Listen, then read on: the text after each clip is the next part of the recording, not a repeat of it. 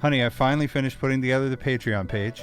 Oh, good. I'm so happy. Now we can good. offer all that bonus content that we've been looking to offer and the Patreon-only merch that's exclusive to Patreon, plus all the monthly Zoom hangs with you and me, and the membership start at only $5 per month. Thank you so much for your support, right? And how can everyone find us on Patreon? You can go to patreon.com/The Only One Podcast, or you can click the link in the bio. Thanks, Thank guys. you. See you there.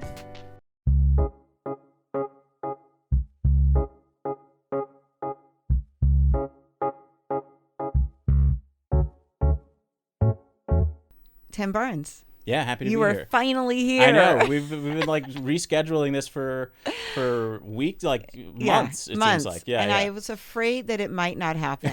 I really was, but we've got you here. We've locked the doors. You can't get out. You're not going anywhere, Yeah, man. this room feels like a secret starship bridge or something. There's microphones everywhere. There's Scott over there with his with my back navigating to you. That's really odd. Yeah. That's the one design flaw we're going to contend with. Honey, Tim has a Star Wars podcast. Oh, yes. For real fans of Star Wars. Oh, rad. Did you know that? Yeah, it's called Yub Nub, based on the classic. Yub Nub? Yeah. The song that the Ewoks sing in the original version of Return of the Jedi. Yes. Yeah. Well, that's awesome. That's a great idea. I bet you have a lot of fans. I think it's a really cool idea too. I don't know that I would qualify to listen to it, but I know I think it's a great idea. I feel like I like less than already. I'm like, right? I'm a sort of a fan. No, you got to be a real fan. I think that's one of the qualifications, isn't it? I will tell you this. This is my claim to fame with Star Wars. Is I'm pretty sure I saw it opening week of the very first one with surround sound back in 1970? 77 is when it first. With my dad. Yeah. Wow. I'm so jealous of that experience. That's like the one thing if I could go back in time. And feel the crowd when they saw the first Star Wars movie. Were you alive then? No, getting I was chill born bumps in 89, yeah. Yeah. Oh, so you. So my first introduction was like the VHS tapes, right? And then when the special editions came out in theaters, and my dad was so hyped, and the speakers for surround sound at the time were like 15 feet tall. Oh, yeah, they were huge. And it was overwhelming, and it's crazy because I watch it now and I'm like, we were blown away by that, like special effects wise, but it's still pretty classic. It's still pretty amazing to me. Like, it holds up. Mm-hmm. Yeah. We have watched it. My older son Miles he makes us like we've watched all the MCU movies in order, and we watch Star Wars in order, but not in order of release. In the actual order. Oh, of chronological order in the Star Wars universe. Yeah, that's something I'm obsessed with. I feel like Star Wars as a franchise has religious qualities where, like, let's say George Lucas makes the original trilogy and he'll say stuff like, this has always been the plan. Yeah. And then he'll change that and say, no, this has always been the plan. Mm-hmm. And then the way people, like, soak up some information. And to the point where different factions of Star Wars fans will have debates, right? Where to the point where it's like there's Star Wars Catholics, there's Star Wars Protestants, there's Star Wars. You know what I mean? Like, I do. I totally know what you mean. And I'm just going to ask you this before we move on. Yeah. What is your least favorite Star Wars movie? Least favorite Star Wars movie. That is a tough one. I think Attack of the Clones would have to be my least. See, I don't think I favorite. even know that one. Wait, you know what? No. I have to take that back because the last one that came out has to be my least favorite. The Rise of Skywalker, the one that ended the recent franchise. Yeah. Little. So what was wrong with it? In just a couple sentences. I think it was made by committee. At the end of the day, it feels like a lot of hands. Very right deciding. brain. I mean left brain. Yes.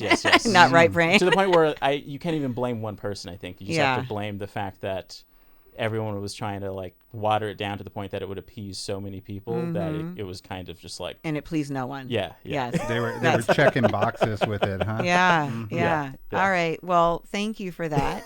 I appreciate that. I feel like I'm derailing the style of this podcast. No, not at all. No, okay. This is perfect. Yeah. All right. You settled right in the middle.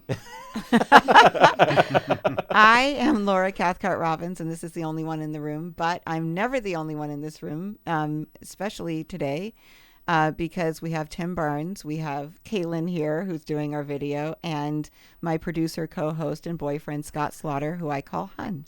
Hi, honey. Hey, honey. So I'm going to tell you about Tim, okay? Sounds ready? good. I'm ready. I'm down. Tim Barnes is a Los Angeles-born, Brooklyn-based comedian and television writer whose absurdist humor brings light to social situations from unexpected angles, which is very true. He currently writes for Nickelodeon's new sitcom Warped! And is the creator of the weekly experimental webcomic Uncertain Life. Tim has also written for The Tonight Show starring Jimmy Fallon, Nickelodeon's reboot of All That, which is near and dear to my heart, Comedy Central Digital, and the NPR quiz show Wait, Wait, Don't Tell Me. And even documented his testicles once for Men's Health. We want to talk about that. Oh, yes. Having honed his comedy skills. We do? No, I want to know about that. I don't understand. Having honed his comedy skills in Chicago, Chicago Magazine named him one of the 16 Chicago comics you should check out, which is huge. And the Chicago Tribune has described him as a, quote, smooth wordsmith who is sharp, polished, and confident. Hey. Damn. Unquote. Welcome to the show. I really did a good job writing my bio. Yeah, you did. It sounds good, right? Yeah. I tend to have a lot of out-of-body experiences, so I think I experienced that as someone, not me listening to that. Right. That makes me seem pretty cool. Yeah. I think a lot of people experience that when they hear their bio. Yeah. Because it's just like words on paper until you hear someone else. And it's like kind of what you're going to hear at your funeral. Yeah, it's a little eulogiac. Eulogiac. Is that a hint? You're like, yeah, you guys can just take this. Right. We'll save this for later. Justin, my son Justin, and his best friend since they were kids, Atil, just left here. You are someone who is a daily part of their dialogue. They talk about you all the time. And I'm so perplexed by this. I love them because I met them when I was writing for All That, right. And they were the interns there. And we just like eased into having conversations with people. I know they have this thing where they say I'm a slow incher. Have you heard them talk about this? No. I'm very bad at exiting conversations. Because something genuinely makes me uncomfortable about like talking to someone and then making that decision that the conversation's over. I'm just going to turn around. Like something about that is naturally like very uncomfortable for me. So I slowly inch away.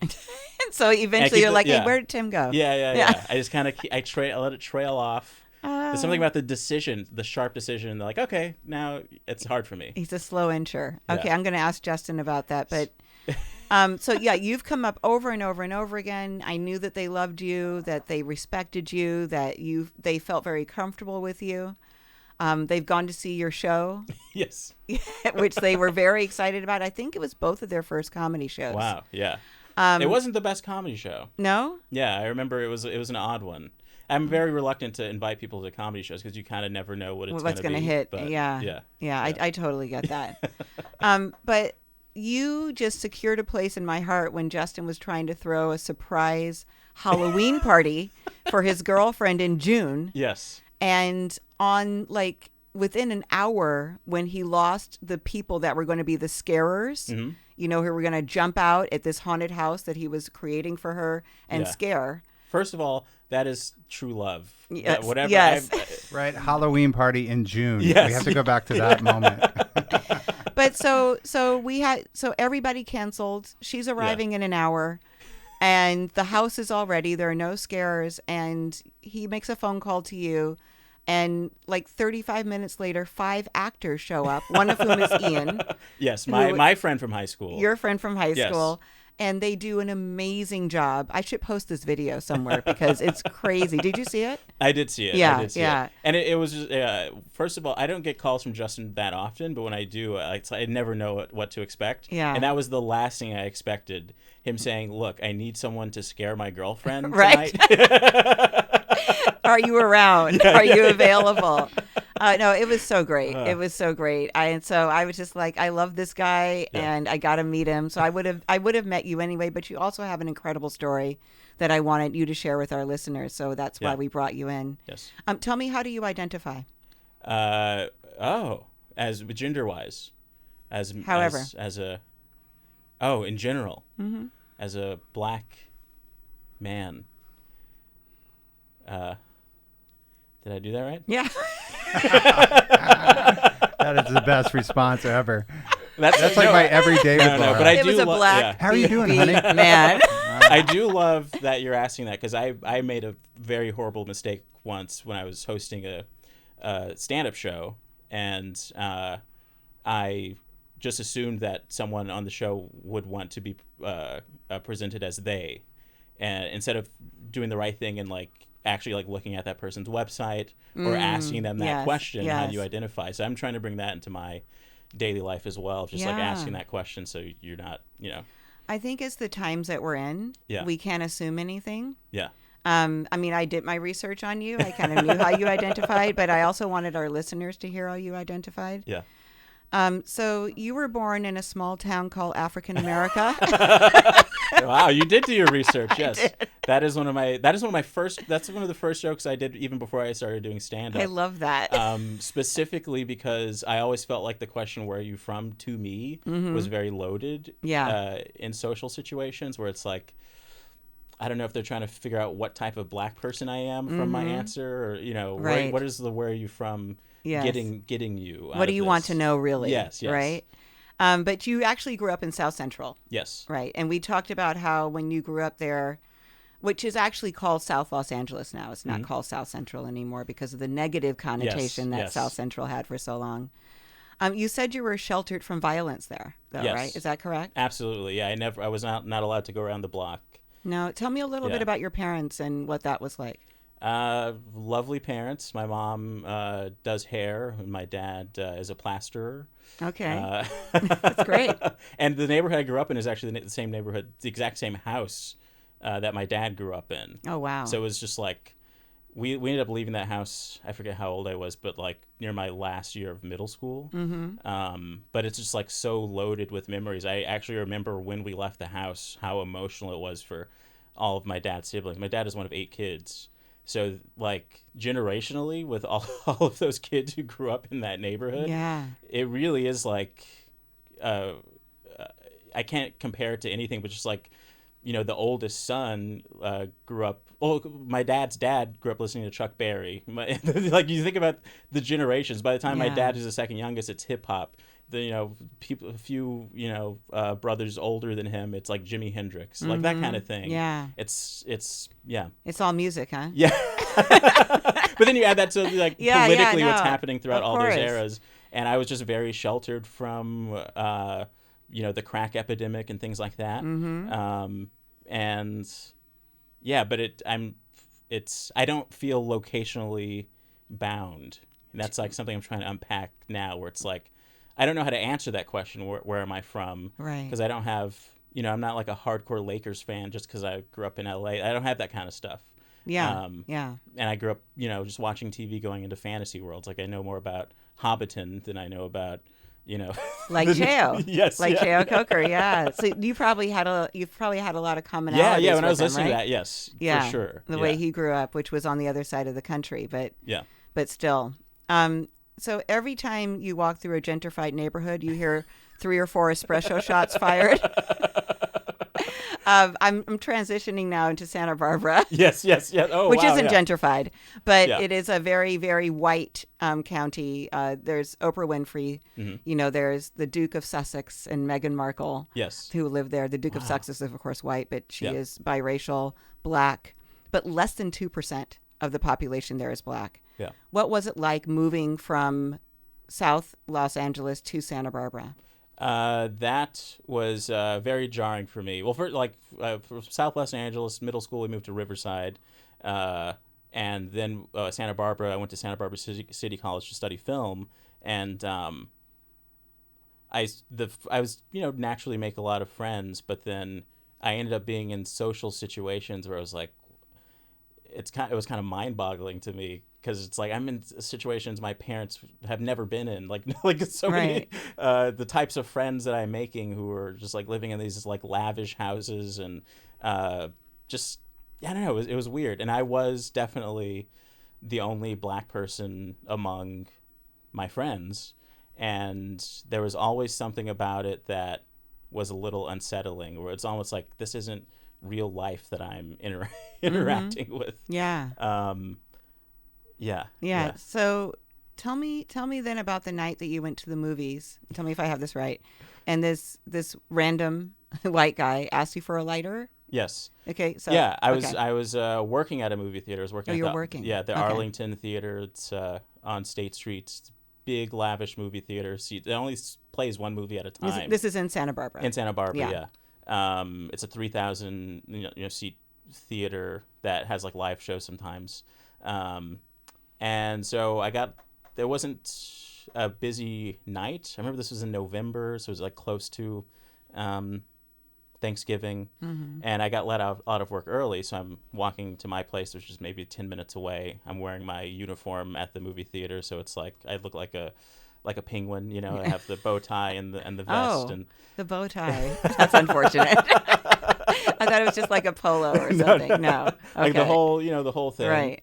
Walking home, I think I might have been listening to some music, and all of a sudden I get a tap on the back of my shoulder, and this guy, scruffy white guy, possibly homeless, but we don't know. I have no idea, but definitely strange. He asked me if I have a lighter, and I don't, so I told him I don't have a lighter. And right after I say that, he takes his own lighter out of his pocket and lights his cigarette, which was like, I don't know if that was a threat. Right. I don't know what that meant, but yeah. Just really quickly, how old were you, and how tall were you, and like what kind of build? Like, tell me. Yeah. What are we seeing here? I'm a tall. This is another thing. I don't know my actual height. Justin does. He knows my height? Yes, he says that you're 6'3", I said the same thing. I was like, I don't know how he does that, and Tim doesn't. But I don't. Okay. He says you're 6'3" or 6'4". This is what he says. Until confirmed. Why are people walking around knowing their heights? I genuinely don't know. Whenever someone asks me what my height is, I'm like, what are you doing with this information? What scale is going on in your mind? Right. You're just going to get that number and move on with your day. So you're above a 6 foot person. Yes. You're a little more than 6 feet. Are you taller than the stranger? Or shorter Yeah. than the stranger? Okay, I think I was taller than him. Okay. And what was your build? Husky. I think I'm bigger now than I was then. Okay. And you were how old? I'm bad with the details. Around. How old are you when you graduate high school? 18. You're 18. Yeah. See, maybe that's how Justin knows how tall you are. 18, 19. I was probably like 20 or 21. Okay. All right. So you're a young man. Young man. Yes. And so now continue with the story. So yeah, he does that, and then I start engaging him in conversation because I've been in moments like this before. I remember the year before that I lived in Isla Vista, which was this big party college town. Yes. Not that I'm a big party college person, but I had been in situations like that when you're walking around and there's like a lot of people that are just like, at the end of their night, and you just talk to them to get them to get out of your way. Right. So that's what I just engaged him in conversation. I think he made up a story about how he was going to his girlfriend's place up the street or something like that. So now he's like walking with you? He's walking with me. Okay. I get to where I know my place is, and it's getting weird, the conversation. And I cross the street, and it's not at the crosswalk, just like in the middle of the street to get to the corner. And he crosses with me, and then right when we're at the corner of the place I was staying in, he asked me if I have any change for him to catch the bus. I don't have any change. I tell him I don't have any change, and immediately he punches me in the face. Wow. Yeah. Oh. So you were completely blindsided by this. Very much so. You didn't have your hands up to protect yourself. No way. No. He punched me like right at my jaw. Yeah. And actually the next day I had to go to the dentist because my teeth went up and in. They had to like push my two bottom teeth. Mm-hmm. They're actually higher than they're supposed to be. They went in, so the dentist had to push it back into place. Wow. And then we got into, the adrenaline starts pumping. We got into a tussle. And I remember I kept saying, why are you doing this? Why are you doing this? He kept saying, I'm going to stab you. I'm going to stab you. Had you been in a physical altercation before? No. No, never? No. So do you have siblings? I forgot to ask I you have a that. little sister. Yeah, So you didn't fight her? No. Very much. I mean, there are a few, incidents here and there of anger and right. learning how. But to... you had never like gone toe to toe with anybody like that. Yeah, really. I never was a fighting type of person. Yeah. You can tell that by your demeanor. I mean, no shade at all. Yeah, right? and I never even got excited about fights. Yeah. Really. As a matter of fact, I was too old to cry when this happened. But I remember being at a family gathering when everyone was watching the Holyfield. Who was it? It was Tyson versus Holyfield fight. Yeah. And when Tyson bit his ear off, yeah, it was so jarring to me that I cried. I was like, why would anybody do that? It was like, it was you're so gentle. Yes, it was yeah. just like I did not understand. And in high school, whenever there was a fight, I would not run to the fight. I would run to the lunch line, because the lunch line was suddenly significantly lower because everyone ran to the fight. An opportunity. Yeah. Not because it was safe. Yeah. But because you could get your lunch faster. Yeah. That's I hilarious. Get an extra snack faster. Yeah. All right. So this guy punches you Yep. in the lower teeth and causes your teeth to cave in. Yes. Wow. So that's a hard punch. It's a hard punch, but it's jarring, and I think I may have felt that, but he kept saying, I'm going to stab you. I think I hit him in the head a couple of times, and then suddenly he stops and just tells me to run. And this is right in front of the place I was staying. He says run. He says run, yeah. Damn. So I just go straight. It's so shocking. I go straight into the place I was in, look in the mirror, see him bleeding all from my mouth down my uniform, and knock on one of the other tenants' doors. And I remember someone there, this is later, that everyone's panicked. I think someone said it's like punching a puppy or something like that. About like yes, yeah. Like how could anyone hit you? Yes, it's like punching a puppy. I could see that. A very smart person was like, let's run out to try and see what direction this guy went. No sign of where he went. And then while we're looking outside, someone noticed that I was bleeding on the back of my left shoulder, because apparently when he kept saying, I'm going to stab you, he was not kidding, and he actually stabbed me in the back of my left shoulder. I don't know with what, but it went I think 3 or 4 inches or something, and I was very lucky it could have hit my lung. And then I remember, when the police came, one of the first questions they asked me was, do you have any gang affiliation? Right. Which was a very jarring question for me to right. interact You're with. the victim. Yeah. Yes. in Santa Barbara. Right. Which the black population that you were I don't know. It's less than 2%. Yes. Yeah. So I didn't know what I don't know. I haven't followed the dynamics of Santa Barbara before, but there's a lot of interesting class tension there, because there is a big Latinx population there, or I don't know the actual demographic numbers, but you can feel this certain dichotomy in the air in Santa Barbara among the people that I was working with. So they asked you if you had any gang affiliation. You were confused by that. Yes, and I said no.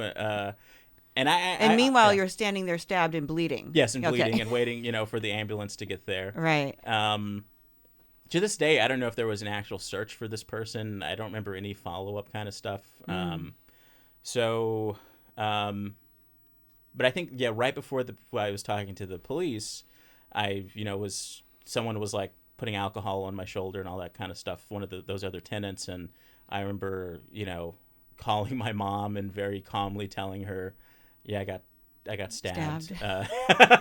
I'm an oddly calm person with these kinds of things. I'm very detached from my own emotions, often my own body, my own you dissociate. Yes, very bad with that. So go to the hospital, and I remember that being one of the first moments of me realizing that I don't know why I use comedy in the moments that I do, but I was really making the paramedics laugh, or saying who stabbed someone before 6, that kind of thing. It was a daylight stabbing. No, it was at night. I don't remember who stabbed someone before 8. I don't remember. Right. But you were making them laugh. Making them laugh, yes. And my friend Ian, by the way, who scared. Who scared Justin's girlfriend? Yes. He was I forget what college. He went to a college that was a couple hours away, and while I was in the hospital, he texted me something about how it's I'm watching the Return of the King. I always forget how great this movie is, and I go, haha, I just got stabbed, and he goes, wait, what? And then I sent him a picture of me giving a thumbs up or whatever from the hospital. Bed. Yeah. Again, I don't know why I'm this type of person, and what I remember mostly about it was that moment didn't affect me in any sort of emotional way until family members started calling. If it had taken any other, fatal direction, that really hit me. Or an injury that would be difficult to recover from. Yeah. Too. Yeah. If you had punctured a lung, or if they had punctured your lung, or something like that. Yeah. Well, I think this is really important for two reasons. One, it's just a remarkable story. Like, you just don't hear that people get stabbed by random people on the street. Or I don't, anyway. Yeah. But two, because, they questioned you, asking if you had gang affiliation. You don't really know if the stabbing was racially motivated, right? Yes, that's something I dive into when I think about it. And it is, like, when you tell any kind of story to someone, I always think obviously everyone wants to ask the question, what race was the person, for some reason, you know what I mean? Right. No matter what, like, you just always want to know yeah. what race the person was, if it has nothing to do with it. Right. And I don't know if this was, like, obviously on some level it must have been.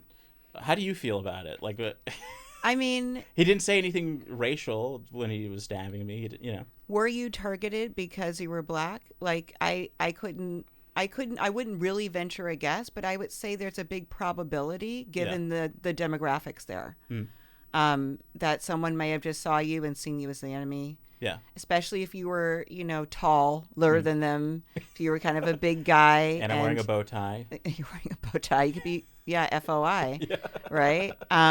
But it's very possible, and I think the thing of not knowing, which is something that's happened to me all my life. I've had good things and bad things happen to me, and not always known whether race was a factor in it. And if I were white, would this have happened the same way? Yeah. In some instances, I say probably not, but I don't know for sure. Yeah.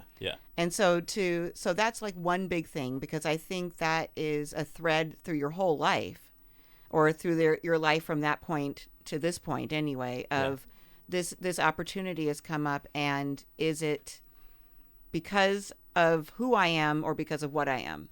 Yeah. Right? Is it because I'm black or because of what I bring to the table, comedy-wise, talent-wise, whatever.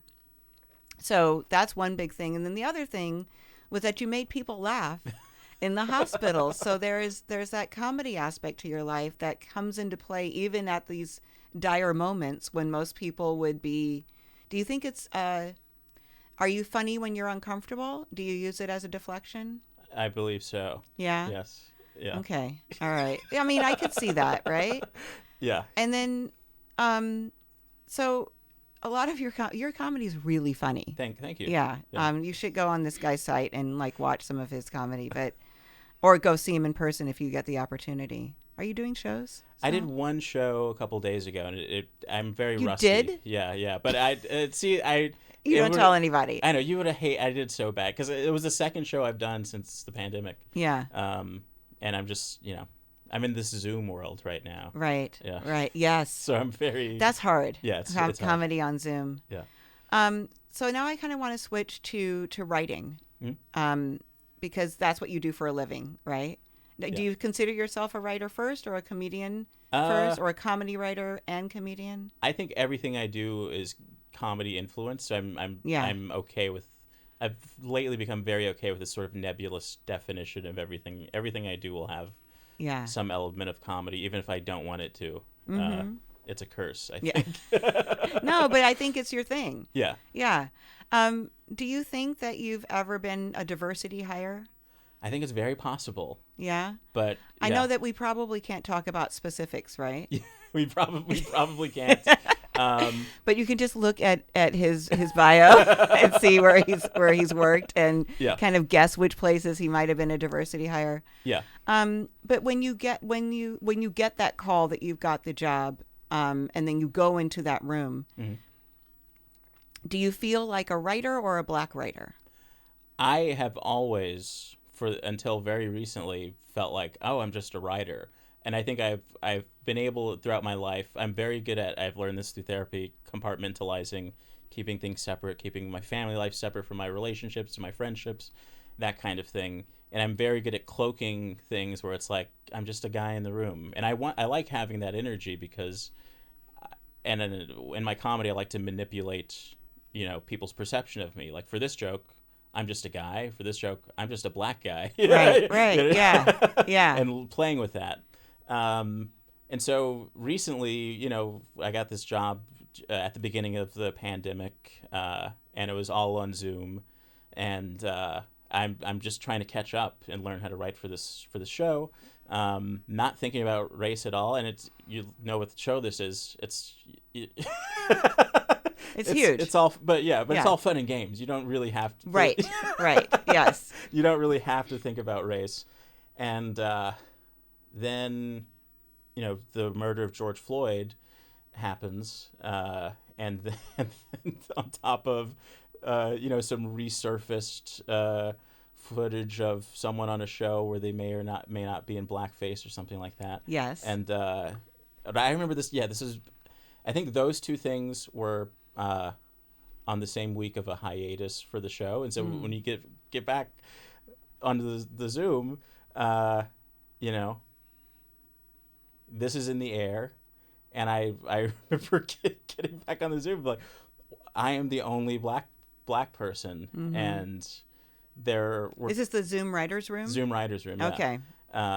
And there are, clear opportunities perhaps for where I could stand up in my apartment and give a grand speech, or, chastise. It's like that kind of that power is imbued in you when you are the only person in a certain way. Yeah. And that was a big challenge for me. And I think something that I want to get better at. It was a challenge for me because it was like, I have to define this role for the rest of my life. I can't avoid it. I can't pretend that race isn't a factor anymore. And I have to learn how to truly navigate it. I don't know if I'm talking too vaguely or not, but and yeah. Let me just say this, because when you were writing on the Tonight Show with Jimmy Fallon, you did a lot with him. Oh yeah. On being the only one in the room. Yes. And it was on Zoom, and I thought it was really innovative to have you bring that piece of it and not pretend like you were just another writer in that moment. And he talks about you being the new writer, and let's call Tim and see what he thinks about this. And then you would talk about, and it was done in such a way, and you can see this on Tim's site. If you go to Tim's site, is it timbarnescomedy? Yes. .com? Yeah. Where he talks to you about what it's like basically to be black, right? But you do it in this very comedic way, and it's funny. It's a bit. Yeah.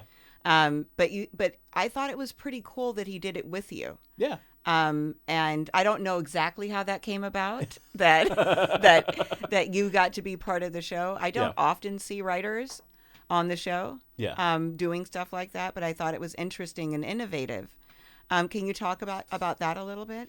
Yeah, I mean, there was that point in history was just like, everything was heavy and everything was, I mean,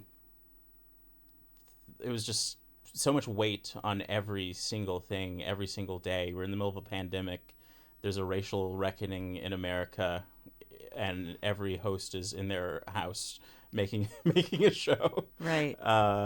And it wasn't, and I was trying to navigate this. I did not, present, the opportunity was given to me, like, we want to do something perhaps with Tim. And so I came up with those two ideas. I think one was about getting, texts from all of your white friends trying to figure out. That was the first one. Yeah. And I'm very happy with both of those. And the everybody's other one, checking on you. Yes. How are you doing? Yes. Is there anything I can do? Yeah. And actually, that was the most challenging point of that time, was not knowing how I'm feeling, not knowing how to answer that question, not having the distinct answers to it, and almost feeling like realizing that I am so used to these stories that I am perhaps numb to it in a bad way. Yeah. I mean, I felt the same. Yeah, exactly the same. Yeah. I mean, I think I wrote about that as well. We're going to adjust again. Fallen, and I Yeah. apologize. On the camera, it's going to be like slow. It's him inching away. It's like the mic is doing the same thing. And then there's this tendency when you Right. talk to kind of be like talking to the audience. And so it's going to... Got it. It's on the show. But I was the recipient of those calls and those texts, and I didn't know how to respond. I didn't know how I felt. I was exhausted. I was bereft. I mean, it even happened in our house. Oh yeah. I came to her and I asked, and I hit that same wall. Like, I can't help. It's not my deal. Yeah, and it was a really difficult time. And what did you write, which was very good? Absurdist humor brings light to social issues from unexpected angles. And this is part of that, right? Yeah, definitely. Yeah. So, there's almost a responsibility that you were bearing as how many writers in the room, usually. Yeah. And then first of all, I want to say that I don't have, there have been points in time where The Tonight Show had the most black writers among all late night shows and stuff like that. Mm-hmm. And, very shortly after, that sort of realization that, in this time I was the only black writer. There are more black writers on The Tonight Show now. So this was just a this is just like, this is similar to, almost to me, like not knowing what, why I got stabbed. And, right. Yes. Exactly. Like I don't know the answers to these things, and I tend to overanalyze things to the point that I don't have a point very often. But how did it? So it happened. It was the idea is that you were going to be coming on and bringing this point of view. You were aware that you had a responsibility during this time to impart a message to a larger audience. Yeah. What's the demo for The Tonight Show? Who watches it?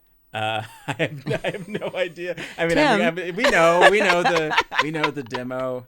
People who like mayonnaise know. Right. I love mayonnaise. But I know what you mean. So you're bringing this message to these people. Yeah. And so did you feel the responsibility or no? I did, yeah. And I felt the responsibility of doing it, presenting things in a nuanced, subversive way where it doesn't feel preachy or anything like that. Yeah. That's absolutely nothing I would want if it's a sketch where I pop up on screen and preach to Jimmy Fallon or something. Right. And there is a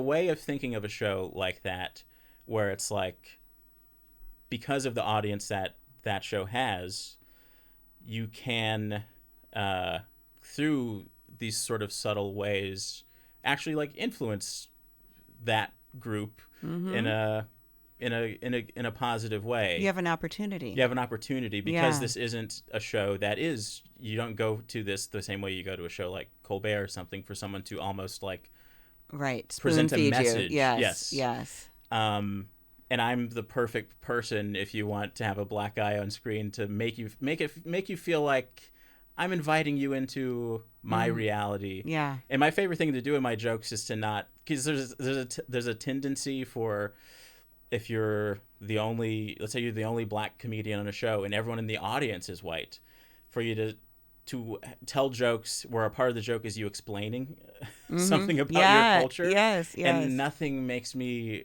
hate reality more than doing that in any part of my life. And that's something that happens when you're the only black person in a room. Like, there's this expectation that you're going to explain what a do-rag is or whatever. Right. And I hate it. So in my jokes, I act as if everyone knows what a do-rag is. And if you don't, then... then they're going, like, what's a do-rag? What's a do-rag? Yeah. So that's, That's funny. Yeah.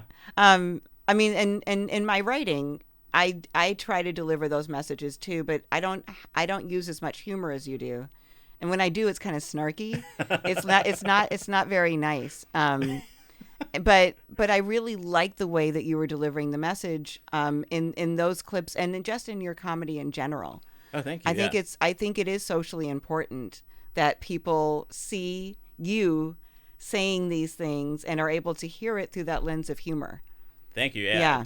I do think it's a weird skill that I have, and I've got a couple emails from random viewers of the show that were just like, I feel like I was saying, I was tackling this in a sort of light, nuanced way, but the impact was there for some of these people. The emails I got, they're like diving into, all of this research and unpacking their reality. Good. Yeah. Good. I love to hear that. Yeah.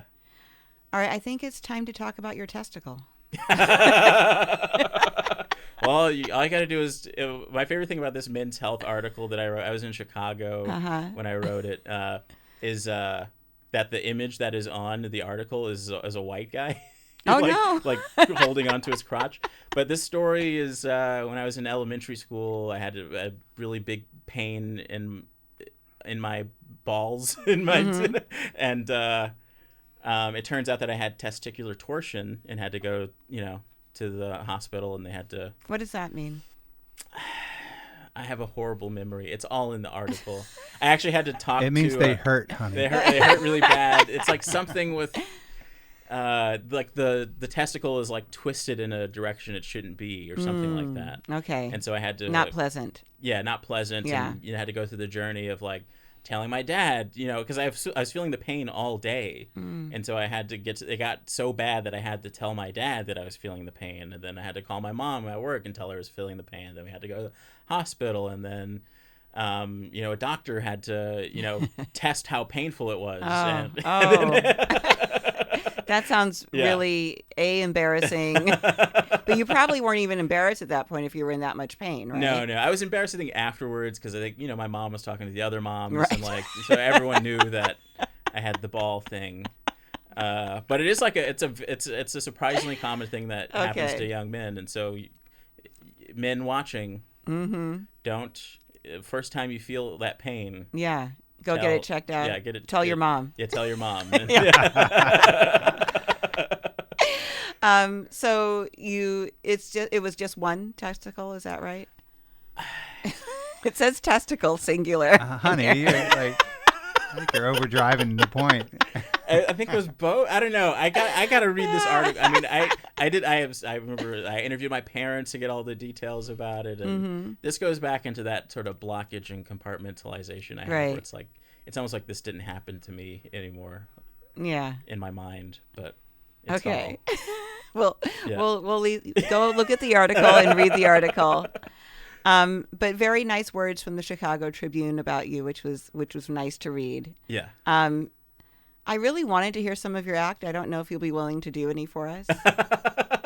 I was born in a small town in African America. Here's one of my favorite jokes is, I've been trying to save money, and to do this site, try to say as many sentences during the day that begin with the phrase "personally as a black man." Yeah. Because it's a magical phrase, "personally as a black man." And you don't have to be black to say it. It's just sort of a social coupon. No one knows how to interact with it properly. So I was in a line today, and somebody asked me a question I didn't like. And so I said, well, personally, as a black man, yes, I'll have a caramel macchiato. And it was great. Very speedy service. I got it for free. As a black man. Yeah, personally. Yeah. And it's great because whenever I go to a Starbucks and don't get arrested, and I go up to the menu, I have no idea what the words are so confusing. So I just go up to the barista and tell them the way I like my women, just hoping that's a drink. Yeah. And what's great, it's just your caramel macchiato. So it all works out. Oh, and you also like strong black women of any race. Yes. Right? Yeah. I love that. And then you talk about your girlfriend. Yes. Still your girlfriend? Still my girlfriend. Yes. And she is of another race, yes, right? she is Indian, yes. Mm-hmm. Yes. And so tell us a little bit about that.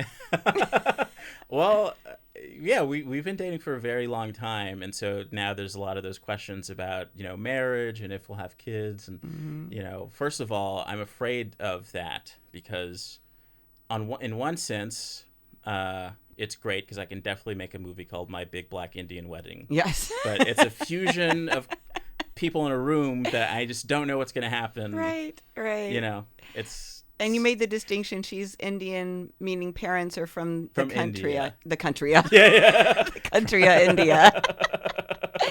I just loved it. You have to check this guy out and see his act. And then hopefully next time you're in LA, we'll be able to come see you. Yes. It won't be like a secret show. It won't be a secret. I'll make sure it's a good one. And my goal is to get more personal with my comedy. So that's kind of what I'm trying to work on now, is not be so abstract with it, I think. Yeah. Well, I think that's what really connects people is the personal stuff. Yeah.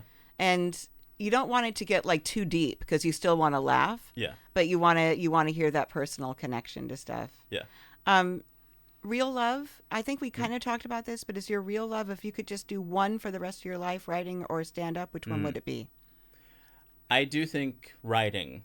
I am the type of comedian where when people see me on stage, I think they primarily think, that's a good writer. I can't do act outs. I'm jealous of comedians who can embody different characters. Yeah.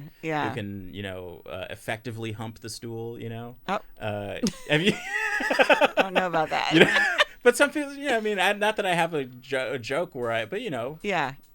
You don't do that. I don't do that, but no one wants to see me do that. Right, right.